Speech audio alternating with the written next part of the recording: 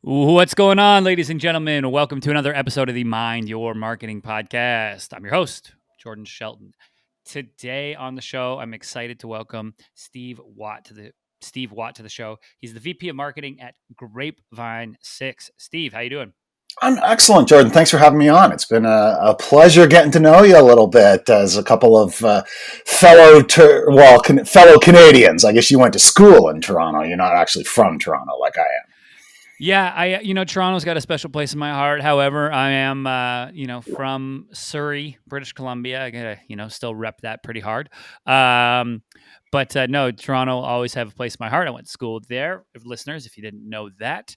And that's where Steve's coming to us from today. So, Steve, before we get into Grapevine 6, what's going on there? And some of the stuff that we talked about, before the show about really enterprise and B2B marketing.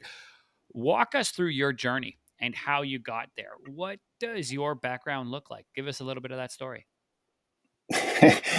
That's always a funny question for me because I don't know if it's even a journey as much as it's been a wander. I've done a lot of different things, a lot of different times. I've kind of always just sought out, on one hand, what was interesting, what seemed like fun, and also what kind of seemed like growth areas. I mean, if you go way back, I went to Staples when Big Box was just starting to rock retail and spent 6 years at the Canadian head office of Staples as we grew that across the country. And then I went into e-commerce when that was really in its infancy and built an online art gallery that I'm proud to say survived the .com bust, and my wife continues to run today. And I went to LinkedIn in the early days when LinkedIn was nothing but where you park your resume and hope you get a new job offer. And obviously LinkedIn has grown to be so much more than that. I spent 3 years at LinkedIn, and it was an amazing journey. And then I kicked around the kind of startup and scale up space for a while, which is where I am now. So it's been a bit of a wander, but it's always been an interesting challenge, and I've always learned something. Yeah, and it's interesting because that wandering, right? I think the key there is you're always able to learn something. Um, and that's something for the young listener, the young marketer.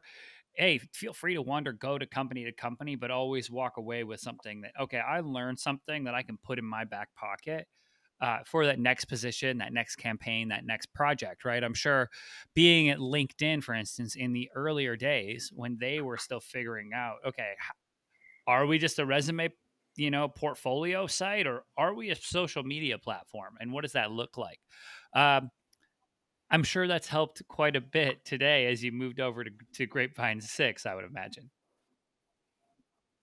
Oh, hugely. I learned so much in my 3 years there, and it was an amazing experience. And I worked with some of the most amazing people I've ever worked with as well. And yeah, there was a lot of that balance, which is a topic that keeps coming back to my mind at LinkedIn. It was that balance, like we got to monetize this thing, but we can't destroy the user experience, or we'll kill the goose that lays the golden egg, right? And I have so much respect for Jeff Weiner, who was the CEO for many years. He's now the chairman, and he was always crystal clear this idea of member first, and that this was the lens we look through. And LinkedIn walked away from a lot of opportunities to monetize in the short term in ways that would have hurt the user experience, because he and everyone cascading down from him really appreciated that in that business, if you don't have active engaged users, you got nothing, and you better not ruin their experience. And so yeah, it was a wonderful learning experience, and it definitely has impacted the way I think and the way I work in lots of things since then. And I want to dig a little deeper in there, right? You talked about balance a little bit, and in that case, where hey, monetization versus user experience, and how do we toe that line? I know we talked a little bit before, though, off air about balancing. Okay, how do I how do I balance working on my business, setting the vision, thinking. I have a thinking time every week personally, and my mom thinks that's absurd that I have time in my calendar to think. But how do you how do you balance things like that with also getting shit done? And hey, we got to start knocking things out. Um, there's actionable items that we need to start, you know, doing. How do you approach that balance, and divvy up your time?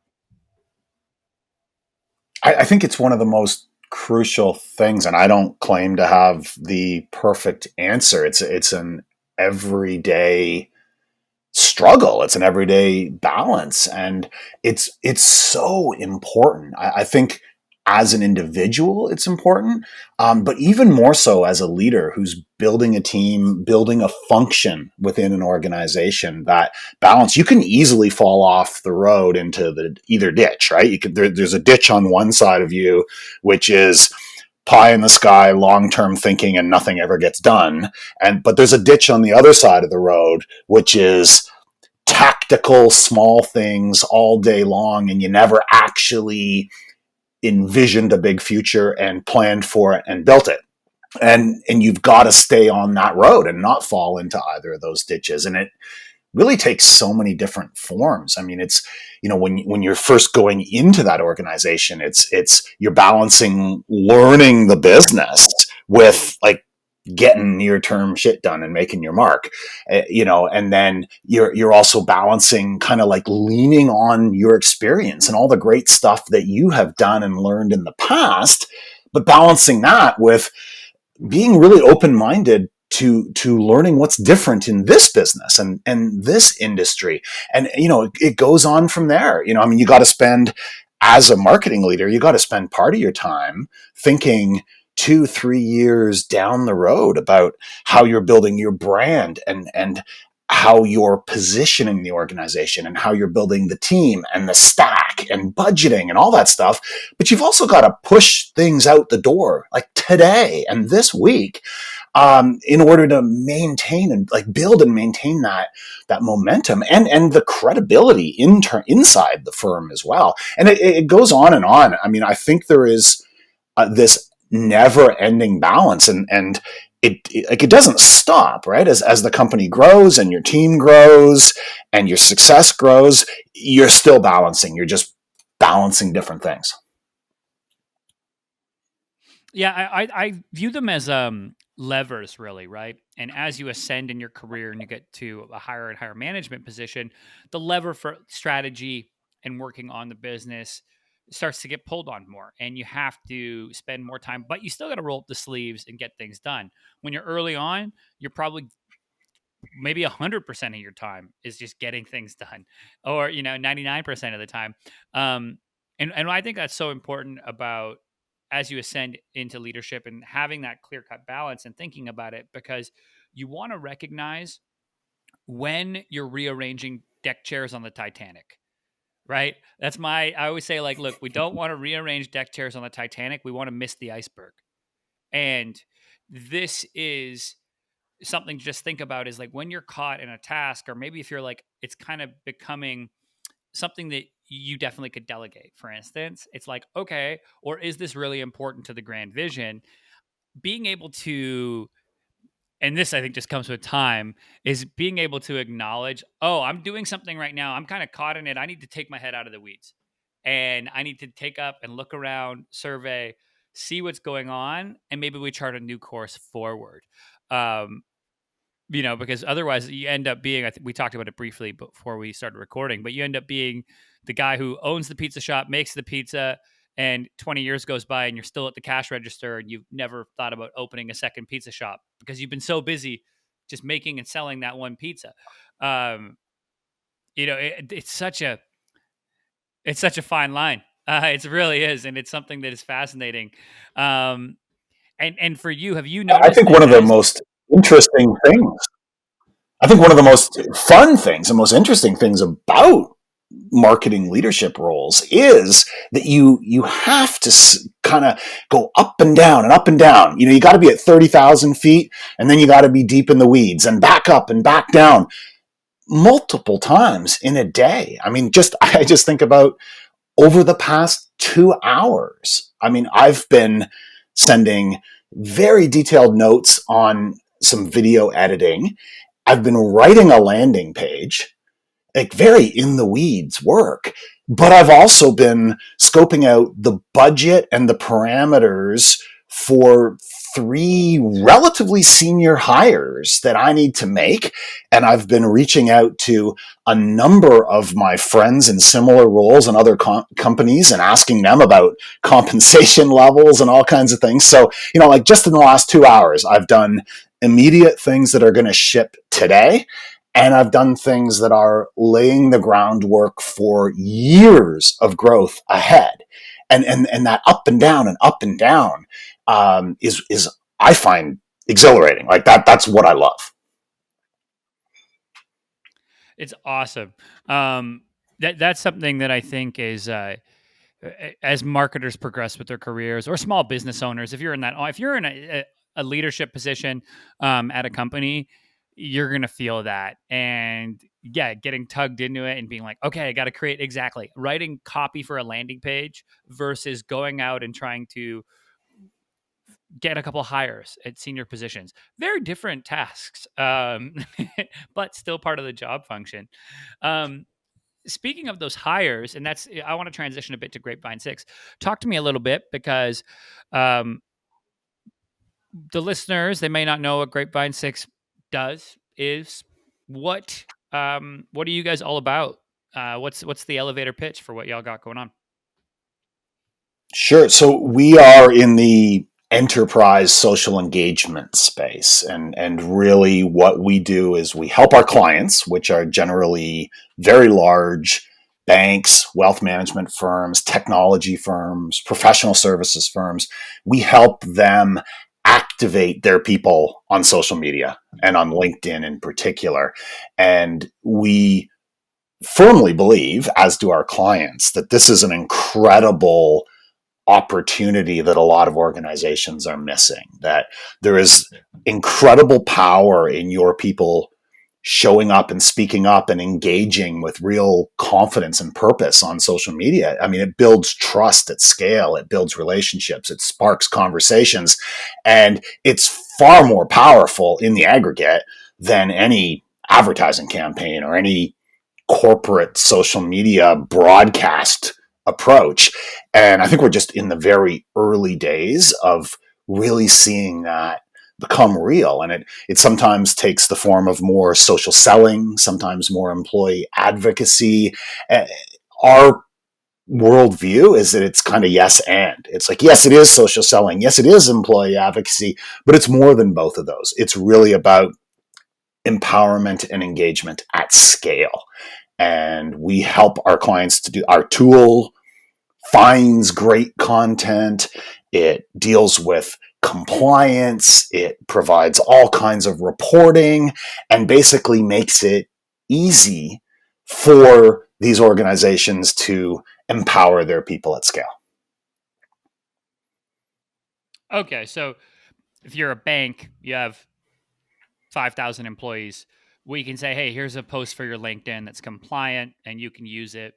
And you're now, you can go on and start to use social media and act in a type of way, right? Is that kind of more or less? That and more though, because And if that's what happens in a lot of advocacy, right? It's like, hey, everybody share this, and everybody shares it, and it's a really robotic look. It's a bad look. You've got 20 people from that bank in your network, and they're all sharing the same thing in the same way at the same time. That does not build trust. That makes you think, oh, look, they've told their people to do this. What we do is, what our tool does is it scours all the world's content, basically 150,000 fresh articles every day from more than 11,000 publishers, and classifies them across numerous criteria about what they are, how credible they are, what topics they speak to, and then enables every single user to have their own unique feed of the topics that they're most interested in, and only the most current and relevant and credible content in that. So in your example of the bank, your 5,000 employees, instead of them all sharing 5,000, all 5,000 of them all sharing the same thing today, they're each going to share something different. And the net impact of that is like, wow, these guys are good. Hmm. That makes sense. Um, and when it comes to how you all, so I understand, the pitch and probably going to acquire a lot of customers through this and probably using a lot of account based marketing. Um, But I'm assuming that training is getting on and actually starting to train the client is probably a huge thing for retention. Talk to me. Well, one, let me know if that's true, and then two, talk to me about if it is. How has that really been baked into the marketing? Um, yeah, and what do you guys do to help that along? Yeah, it is important. You're absolutely right. I mean, the having the technology to be able to do this easily and do it compliantly and measure it is really important, but it's not the entire battle. If your people don't know why or don't know how, then they're not going to use it. So yeah, it is both. We license the technology in a sort of a standard enterprise SaaS kind of motion, but we also have a professional services team that gets these programs up and running and kind of trains the trainers. We have a client success team that is constantly working with clients to up their game and help them achieve their goals. We have a support team that's dealing with the more immediate, like, hey, did something break? Is something wrong? How come I can't do this? So it takes a it takes a village, right? Building a great product, which we have done, is necessary, but it's not sufficient. It does take that whole thing, and then part of it, back to the marketing perspective, as you asked, is part of our objectives as a marketing team is not just to sell features and benefits. It's to really advocate the why, right? I mean, if nobody cares about our features and benefits, if they don't see the powerful opportunity of what it can do for their business, if they actually do empower and enable their people. So we have to back to that balance thing again. Part of our marketing is evangelizing a different way to go to market, evangelizing a different way to build trust at scale and run a business. And then part of it also has to be, and here's a tool that helps you do that. So yeah, always with the balance. Yeah, because at the end of the day, like, and that's such an important thing, right? With storytelling, is so many companies are like, "Look at our cool widget," and it's like, I don't give a shit. Like, Yeah, how does that help me along my journey, right? And if I'm a decision maker at a bank, I'm like, cool, that's nice, but like, how are you going to help me get my staff engaged, and how are we going to empower them? Okay, why is it important that they're empowered? Oh, if they're empowered on social media, they're seen as the expert. When they're seen as the expert, what happens? Oh, they're going to get more business, and it's just like, oh, that starts to connect, opposed to like, look, you can post to Twitter really quick. Like, that stuff doesn't really yeah. it, So it's yeah, expected, and and it's not only in the acquisition marketing. It's even within our clients. Like I regularly do like digital conference type talks for our clients, and I'll spend in a 30-minute session, I'll spend 25 minutes never mentioning our product. The 25 minutes is about how the world is changing, how your clients' lives are changing, how their expectations are changing, how the sales profession is changing, or if it's within wealth management, how that profession is changing, and how there's winners and losers as a result of this, depending on how well you adapt to these changes. And I spend like literally 25 out of 30 minutes talking about the why, because they don't care about the how unless they're really leaning into the why. And then in the final 5 minutes, it's like, hey, this tool that your company has provided for you, it's there for you. Maybe you're using it, maybe you're not, but like, here's how you use it really effectively. And that's like 5 minutes at the end, because nobody's going to care if they aren't really feeling the sense of opportunity, and also a little bit of the sense of risk of being left behind. sell the importance of need, um, and the importance of the opportunity, and then fill that with the product on the back end. And it's a great way to structure Yeah. messaging. Lead And to it your makes product, sense. not with your product. Yep, 100. Lead to your Um, product, not with your product. That's so important. I love it. And that'll be the title of this episode, I think, right there. I love it. Well, Steve, before I let you go, because we're about at time here, let people know where they can learn more about Grapevine 6 and connect with you online. Sure. Well, grapevine6.com. And me, I'm all about LinkedIn. Long before I came to Grapevine 6, I was very active on LinkedIn. We talked about working there, obviously, but far more than that. I mean, not everybody who worked there really embraces the opportunity of LinkedIn. I do. So I'm very active on LinkedIn. I write a lot. I engage with a lot of people. I don't want to be hunted. This is one of my pet peeves. Sometimes I do things like this, and all of a sudden I got, salespeople coming out of the woodwork, like just pinging me. Can we get on a call next Tuesday? No, we can't get on a call next Tuesday. Let's meet on LinkedIn and let's engage. Let's talk on LinkedIn. Let's engage with each other's content. Let's have value adding conversations on LinkedIn. Sometimes that might lead to a selling opportunity for you or for me.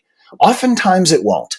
But, you know, come see me on LinkedIn and let's engage there.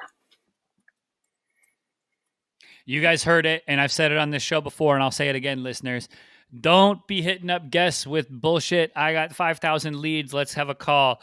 I don't want that. I don't think anybody listening to the show will do that, but there's a way to do cold LinkedIn outreach. I mean, that's how we met. I reached out cold to Steve on LinkedIn, but you do it in a way without being an asshole. And that's how you get new connections and you get guests on your show and you do things. So I will put those links to Grapevine 6, also to Steve's to his LinkedIn, but don't go with that hard sell. Be a real person. Steve, thanks That's so right. much for coming on. Nobody wants to be hunted. Nobody. Right? Hey, it's been a real pleasure. And yeah, look, you reached out to me not to try to sell me something. You reached out to have a conversation on a podcast. Now that's adding value, and hopefully people have found listening to this to be worthwhile as well. And I've thoroughly enjoyed the chat, Jordan. Awesome. All right, everybody. That's it for this episode. As always, I'm your host, Jordan Shelton, and I will catch you next time.